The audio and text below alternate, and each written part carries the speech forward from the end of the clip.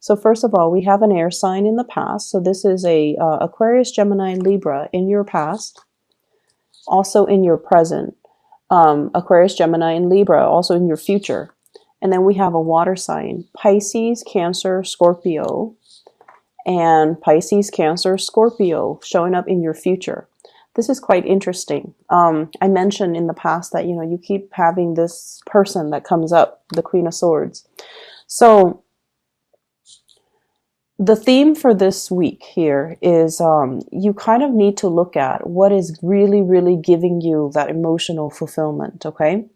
And in your spiritual advice position, we have here the Hermit in the reverse position. The Hermit in the reverse is like not looking in the right place, looking for love in the wrong places, barking up the wrong tree, making associations and connections with people who might not give you that emotional fulfillment that you're looking for, or looking at a situation where you're looking at the wrong things and you're not finding the right solutions, or you are refusing to kind of confront or face the truth, or looking at the bigger picture in a situation.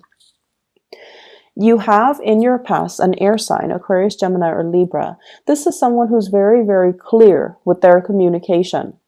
And Taurus, I know that it takes you a really long time to put your trust in another person. That is the nature of all fixed signs. It takes you a really long time to open up. And I also honestly feel like some of you could be overly suspicious of people who are such straight shooters. And if someone is too straightforward, I feel like you don't trust it, and you feel as if they have ulterior motives, or you feel like they're being too foolish by being so straightforward. However, this is something for you to really try on for size. Being a straight shooter, being straightforward, being honest, and being very, very directed with what it is that you want, how you communicate. So you have this person in your past that has been nothing but truthful and honest with you. And for whatever reason, because they're so truthful and honest, there might have been harsh words exchanged between you and this person. And because they're like this, whereas you do keep everything close to your chest and you don't really reveal, your deepest, darkest secrets, your deepest, darkest fears, your desires, and going after what you want, it has created this emotional rift between you and another person. The Six of Cups, this is a soulmate type of a connection. This is a connection with another human being in which we both are forced to learn, to grow, and to adopt one another's ideas, okay? It can be very difficult because one person wants the upper hand, okay? One person is wanting to give the affection, and then the other person just needs to receive it. So I feel like from this card, the energy is you should be grateful for everything that I'm doing for you, keeping scores in relationship. And one person wants the upper hand. They want to be the giver. They want to be the pursuer. They might even want to be the person that the other person give thanks to. So I feel like there are giving, the energy of giving with strings attached, or doing things because we want something out of it rather than doing things from the goodness of our hearts. And I feel like you're dealing with somebody who might have asked you for a lot of things. They might have made like heavy demands on you. And then over time, you feel like you might have been used. You feel like they're not being either considerate or understanding that your time is limited, that you're doing a lot in a relationship and you're doing a lot to try to sustain this relationship, and that it's taking its toll on you because they keep asking for more and you don't have a lot more to give. You don't have the time, the resources, the emotional investment left to give them. In the challenge position, we have here the Six of Wands. And the Six of Wands is indicating to me somebody who's very, very visible. Okay, so they're very, very visible in whatever way. They could be very famous. They could be, they're dividing their time between a lot of responsibilities and a lot of other people. And I feel almost like whenever we're so visible, we have to be really mindful about how we say things. We have to be really mindful about who we hang out with, how we communicate. We have to censor ourselves, and we can't really express ourselves exactly the way that we want. But I feel like at the bottom, like underneath the layers with this reading, it's about you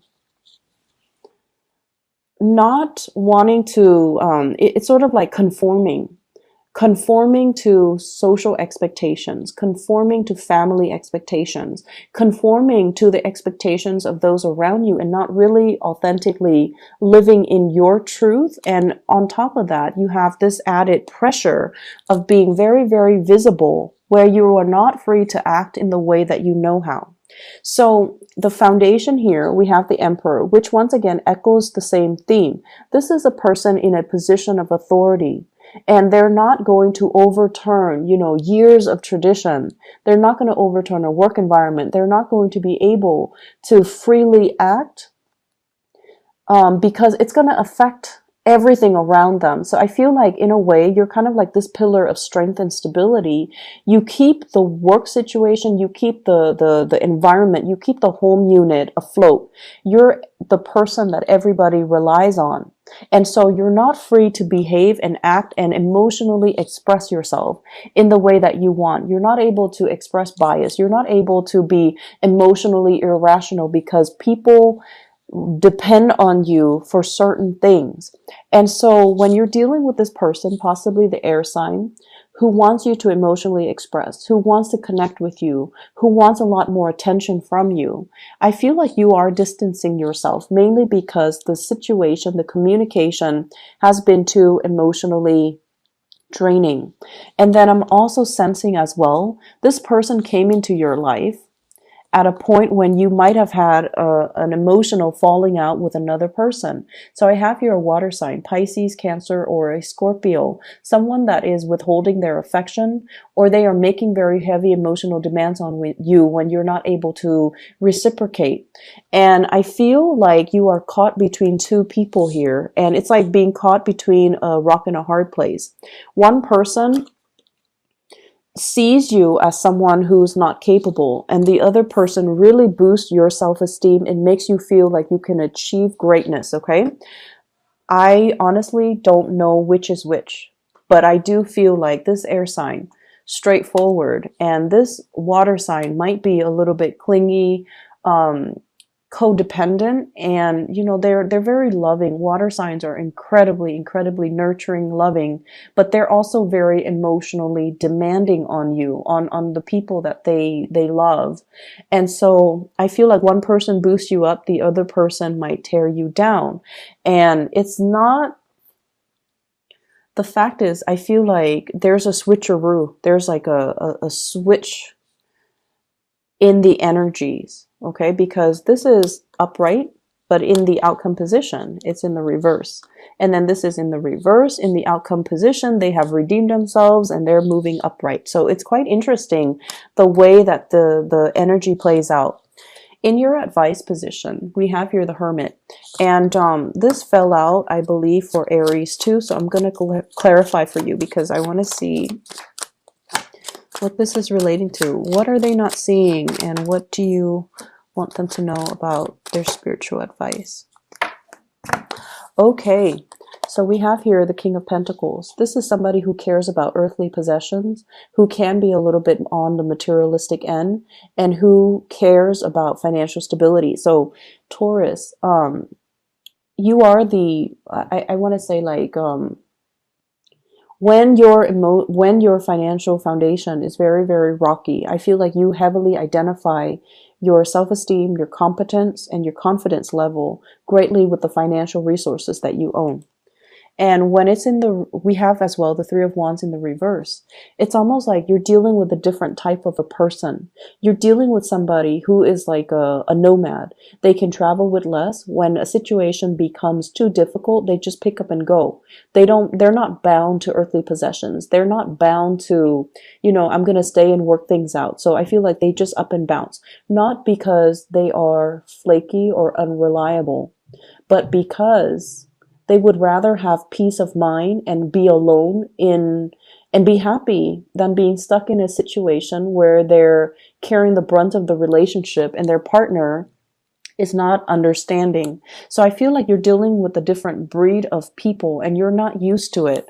So with the Hermit in the reverse is you're not seeing this situation for what it is. The other person doesn't care about how much money you make. They don't care about you being stable. They see you as an equal partner and they see you on the same level playing field as them. So they're not going to care how much money you have in the bank. They're not going to care about the frivolous, practical, tangible things. They care about freedom of movement and, having an enjoyable life and waiting for opportunities to come in where we can expand our consciousness. And I feel like this is something that you're racking your brains trying to figure out. When someone is too honest and too straightforward, I feel like rather than taking things at face value, you read too much in between the lines and you feel like nobody is that honest. Nobody is that nice. Nobody is that straightforward. So whatever suspicions that you have, I feel it's unfounded. And I feel like you're looking at a person who has been truthful and honest through a very, very suspicious lens that is colored and affected by your interactions with people who have ulterior motives and who are manipulative in order to get what they want. So looking at the value in the right person and trusting in the right person and, seeing people for who they really are. I feel like that's the major spiritual advice coming through.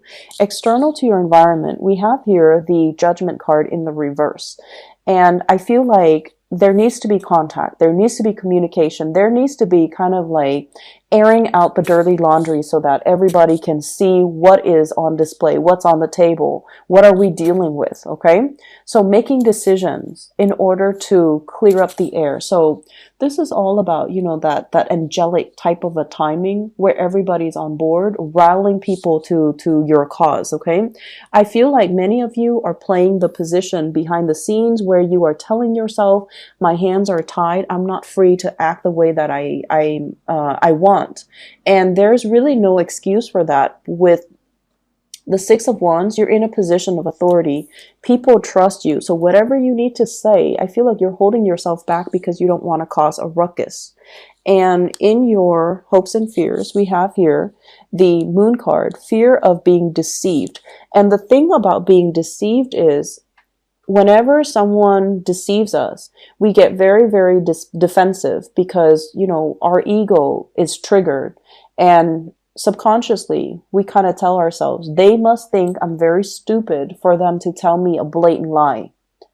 And if you take your ego out of that and just say that, this is not about me. This is not about them deceiving me.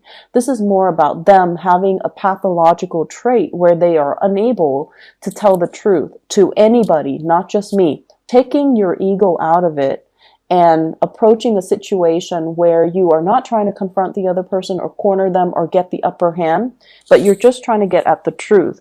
I feel like there's somebody here who has been very honest with you, but for whatever reason, you have this unfounded and unexplainable sense of distrust towards them.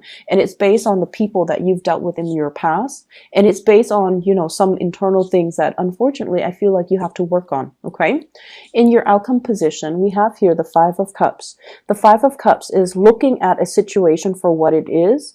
And I feel like regretting the choices that we should have made, regretting the communication that has gone on, regretting that we didn't invest our time and the resources in the right things, letting a good opportunity pass us by. And it's kind of like, it's not until it's too late that we start to see it for what it is. Okay, we start to see the value in the person when they're no longer in the picture.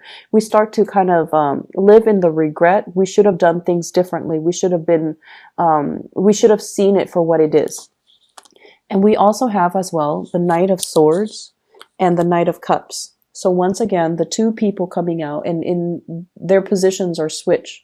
So I feel somebody is trying to make amends with you. Somebody's making an offer. Somebody is coming in, softening up their energy. So rather than being abrasive and I want to say like straight shooter, they're trying to be more emotional. They're trying to wait on you. They're trying to make an offer as well. And they're trying to reach out to you in an emotional way.